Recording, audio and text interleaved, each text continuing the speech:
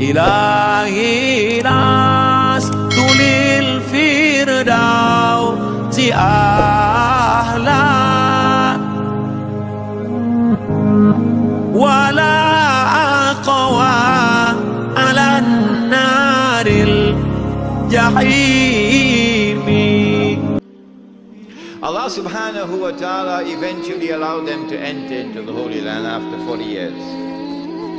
And Dawood alayhi salam establishes the state of Israel, the first Islamic state, and establishes Jerusalem as the capital of the first Islamic state. And he is succeeded by his son Sulaiman, Nabi Sulaiman alayhi salam. And he builds the masjid in the capital city of the Islamic State. And when you read the story in the Quran of Sulaiman alayhi salam and the Queen of Sheba, read between the lines and you will see in that story the recognition of the state of Israel as the ruling state in the world. And the definition of a ruling state is that it can impose its will on any rival. And so this is the golden age of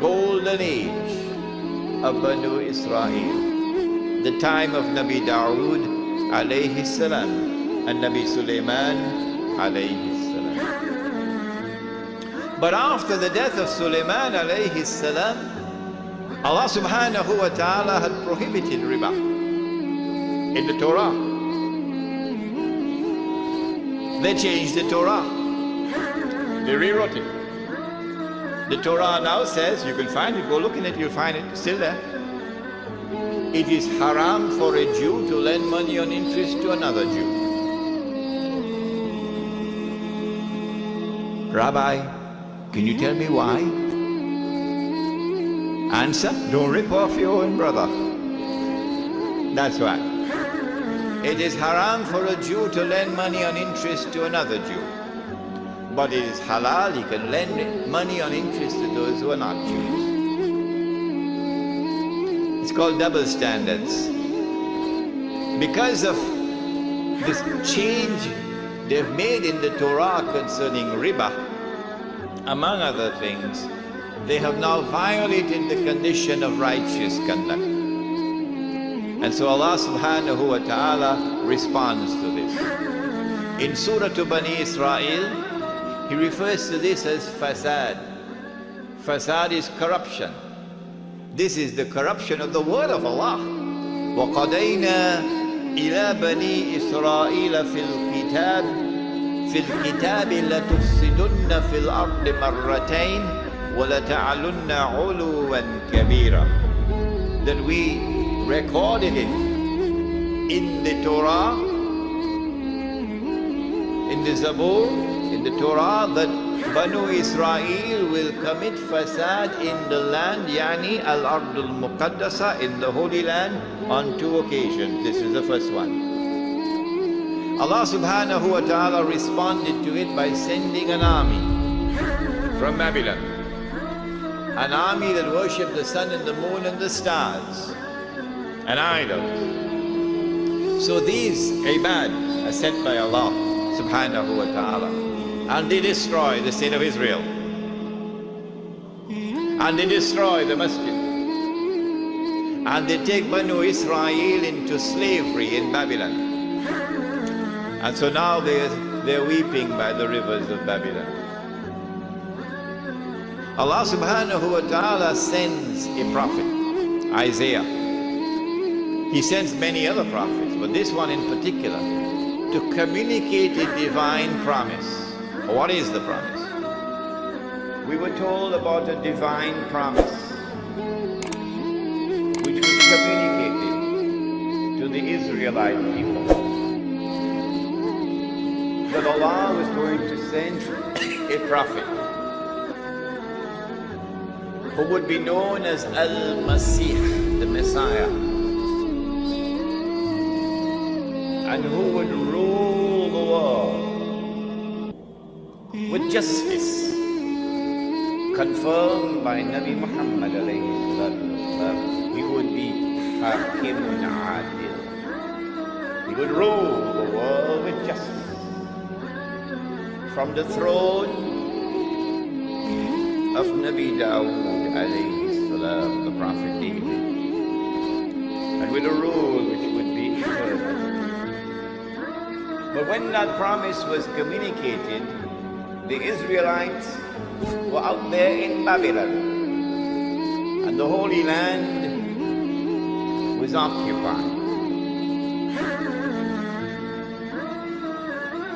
The Israelite people understood that if the Messiah was to fulfill this divine promise,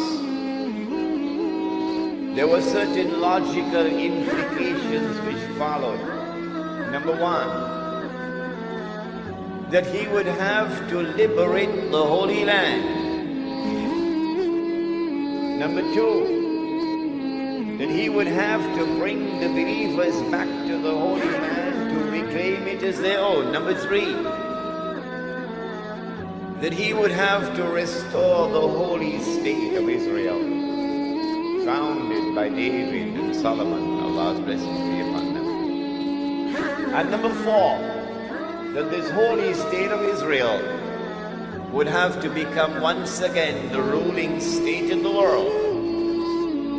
And then the Messiah could rule the world from the throne of David alayhi salam, with a rule which would be eternal. After almost 100 years in Babylon, suddenly things began to happen, and the Holy Land was liberated. The Persian Empire defeated Babylon, and the Israelite people were allowed to return to the Holy Land to reclaim it as their own and to restore the holy state of Israel. And the temple or the masjid built by Solomon alayhi salam was rebuilt. And so the Israelite people are now excited. The excitement has reached fever pitch. The Messiah must be around the corner. The golden age is coming back. We're going to rule the world one more time. And sure enough, the Messiah came.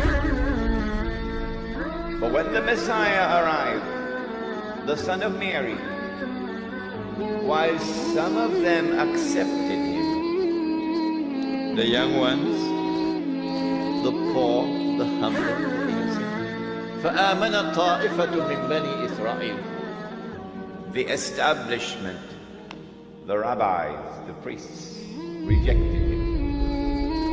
وكفر الطائفة. Why did they reject the Messiah? Answer: because Allah tested them, and because they were seeing with only one eye, they failed the test. They said, وَنَعُوذُ بِاللَّهِ مِنْ هَذَا, they said that his mother had committed that enormous sin. And they said that this baby was a bastard. If they had seen with two eyes, with the internal eye, then they would have known, oh no, appearance and reality were completely opposite to each other with this baby. That she was still a virgin. She gave birth to the baby. But they did not see with the internal eye. Prophet Muhammad, Allah's blessings be upon him, then informed that Allah had created a being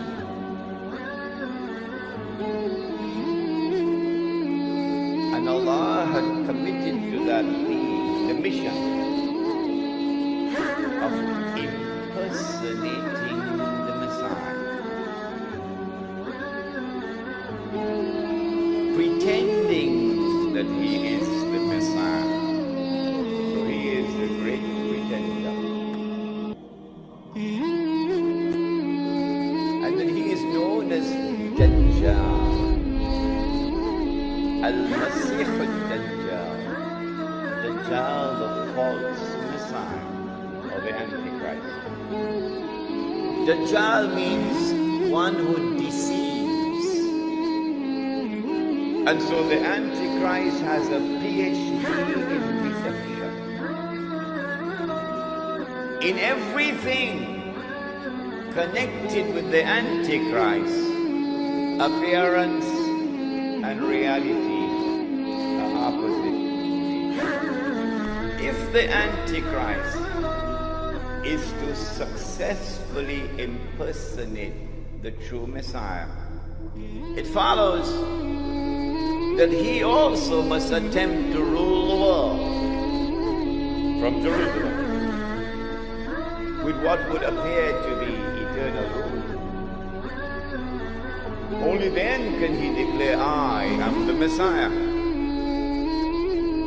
If he is to do that and convince the Jews that he is indeed the Messiah, then it follows logically, number one, he would have to liberate the Holy Land for the Jews.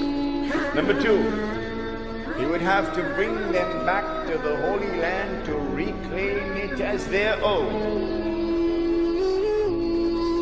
Number three, he would have to restore a state of Israel in the Holy Land and get them to believe that this is the Holy Israel of David and of Solomon.